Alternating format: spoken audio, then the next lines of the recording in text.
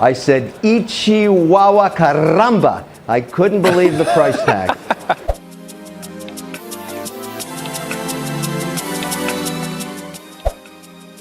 Hey, drop a like on this video if you're a fan of Shark Tank, join the notification squad by subscribing and hitting that bell notification on, but also, don't forget to comment down below saying I subscribed to enter our monthly shoutouts, and we'll make sure to reply and thank as many of you as we possibly can.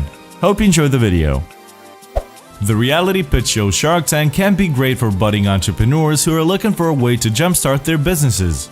Even if they don't land a deal with shark investors, they get some exposure and advertisement that can only benefit them in the long run. The sharks usually know right away when a business idea doesn't work, but they are not completely error-free and they don't always get it right every single time. Sometimes they jump in and invest, but not all investments turn out to be fruitful. On the other hand, they occasionally miss out on big investment opportunity, whether because they don't see any potential in a product or their presentation simply doesn't click with them.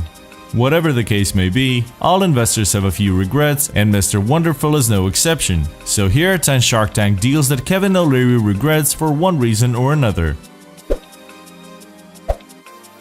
The most infamous entrepreneur James Martin took a dive into the Shark Tank by pitching his wine by the glass business called Copa di Vino. The man was seeking $600,000 in exchange for 30% equity, and the sharks were initially interested in the product as O'Leary showered him with compliments. On the other hand, his personality had a completely opposite effect on sharks, as he started sweating excessively when they ganged up on him with tons of questions. They neither liked nor respected the hopeful entrepreneur. O'Leary, being a sommelier himself, offered Martin $600,000 for 51% equity.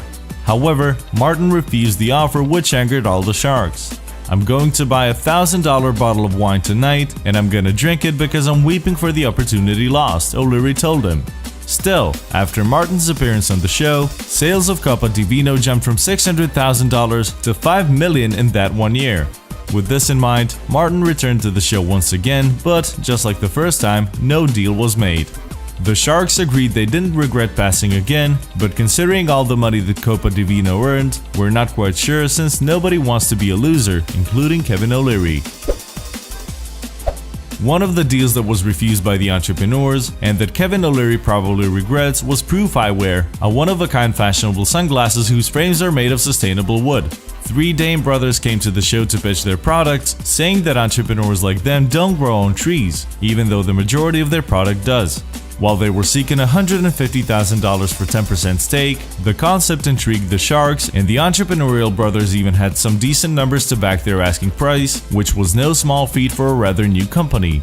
Naturally, this got sharks interested, but only Robert Herjavec and Kevin O'Leary offered deals. Still, the brothers refused the offers, saying that they're looking for some other kind of partners. They continued doing their thing, and thanks to the exposure they got from being on the show, their business grew and they got a big sales boost without O'Leary getting a piece of the cake. In Season 3, Scott Jordan appeared on Shark Tank to pitch his idea of technology-enabled clothing, or tech, a vest which can accommodate all of your gadgets, and asked for $500,000 for 15% equity in his company, Scotty Vest. Although he initially impressed the sharks with $5 million in sales, and Kevin O'Leary offered him $1 million for 30% equity, things quickly went down south after Jordan called one of his advisors. The co-founder of Apple, Steve Wozniak, apparently told him that the investors were lowballing him, and then things got really ugly. Jordan started pointing and yelling at the sharks, telling Kevin O'Leary and Robert Herjavec that they were out because he didn't need them. While Damon John was really angry that he had wasted all of their time, Jordan simply walked out of the tank without an apology.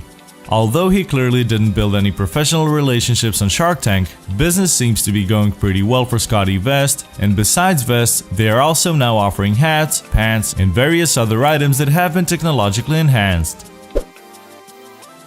In the second episode of the 5th season, Charles Yim, the founder and CEO of Breathometer, explained the idea behind his product to the sharks.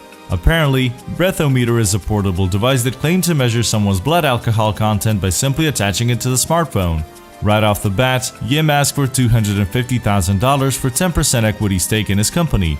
The idea had a nice ring to it, and all the sharks jumped in on the deal, which left Yim with $1 million for 30% of the company.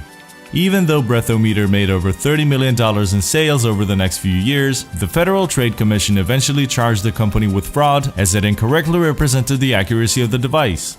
Ultimately, the app was not reliable and the company had to fully refund the customers. Needless to say, this is one deal that Kevin O'Leary regrets making, as he probably didn't get as much money out of it as he was hoping for.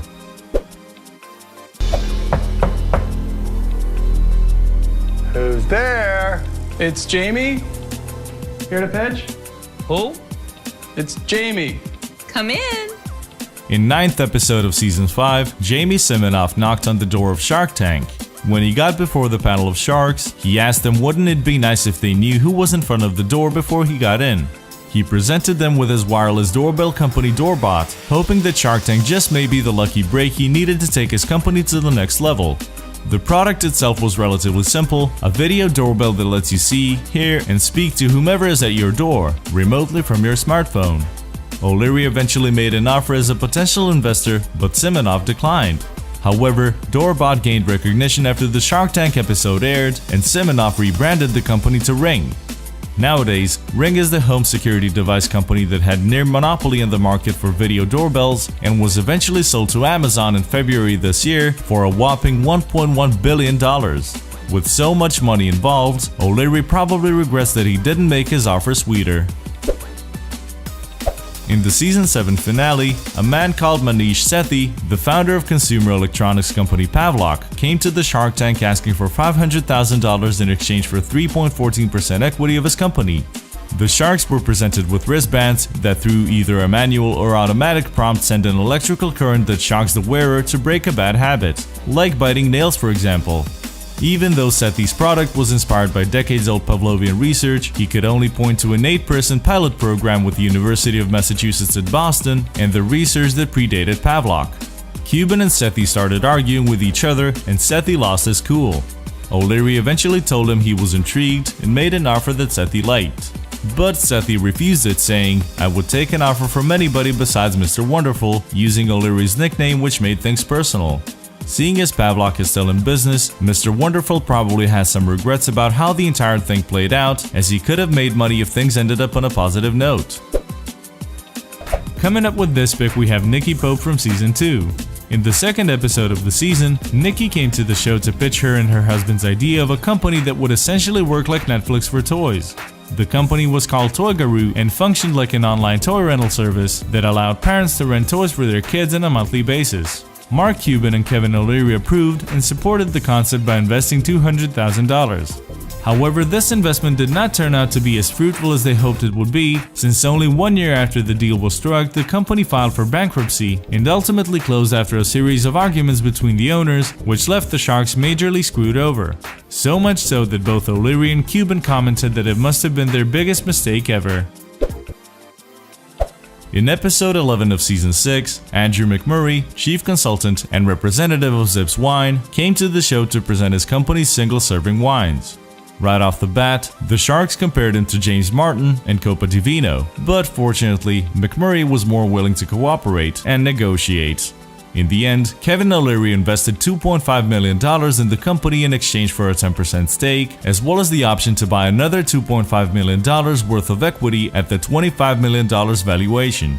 McMurray accepted O'Leary's deal, making this the largest deal in the Shark Tank history. Even though things were going well, Zips eventually got out of the winemaking business, much to a wine connoisseur and vineyard owner O'Leary's regret. The way the entrepreneurs pitch their products and businesses can either make or break a deal. Unfortunately for John Tapas, CEO of the Books Company, it was the latter. The man came to the panel of sharks to ask for $258,000 for a 3% stake in his company that handles flower delivery service while cutting out the middleman and delivering the flowers directly to customers. O'Leary was mostly silent throughout the pitch, as the entrepreneur's somewhat poor presentation killed his interest. For one reason or another, all the sharks went out of the deal, but 3 years later, when he was looking for flowers for his wedding, Robert Herjavec got in contact with Tapas to learn why do the flowers cost that much.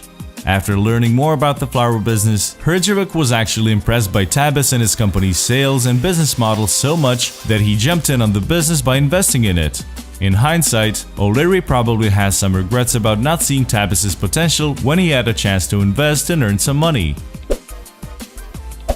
In order to keep his pancake mix company called Kodiak Cakes up and running, Joel Clark, the co-founder and COO of the company, came to the show seeking a $500,000 investment for 10% of the company. Kodiak Cakes is a natural food brand that makes whole grain breakfast options rich with protein, and while the Sharks liked the taste of Kodiak Cakes' pancake mixes, the valuation did not sit well with them, so they all went out.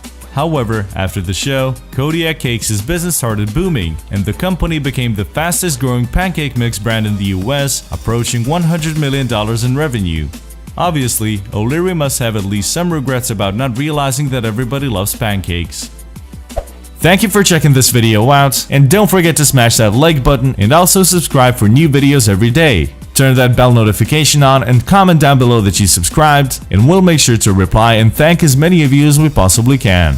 Once again, thank you for watching and see you next time.